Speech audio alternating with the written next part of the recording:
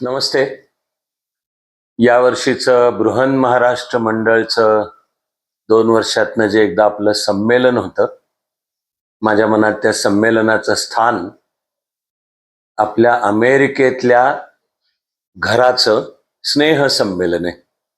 यावर्षी ते 7, 8 आणि 9 ऑगस्टला आहे आणि मला आनंद आहे की त्यासाठी मी पण येतो आहे आणि तुम्हा सर्वांशी बोलण्याची मलाही संधी मिळणार आहे. त्या संमेलनामध्ये विद्यार्थी सहाय्यक समितीची उपस्थिती पण आहे आणि ते कार्य मांडणारा स्टॉल सुद्धा तिथे आहे.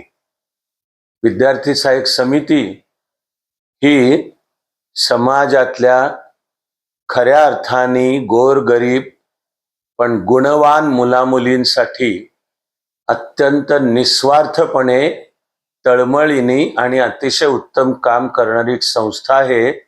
माझ्या मनात तर तिचं विशेष आदराचं स्थान आहे की हे महाराष्ट्राचं आणि देशाचं भूषण आहे. आणि विद्यार्थी सहाय्यक समितीशी माझं नातं, माझा ऋणानुबंध फार ती स्थापन करणारी जी पहिली पिढी होती, हे सर्व निस्वार्थी स्वातंत्र्य सैनिक, सामाजिक कार्यकर्ते, माझा अच्युतराव आपटे, यादवराव जोशी, माझा त्यांच्याशी एकदम घरोबा असायचा. त्यांच्यापासून ते आजही ते तेवढ्याच त्यागी वृत्तीने आणि चांगल्या गुणवत्तेने चालू असलेलं काम आहे. मी तर मानतो की मी सुद्धा त्या कामातला एक सहकारी आहे. तुम्हा सर्वांना मी माझं सुद्धा वैयक्तिक निमंत्रण जरूर देतो की आपण अधिवेशनात सुद्धा भेटणार आहोत, संवाद करणार आहोत.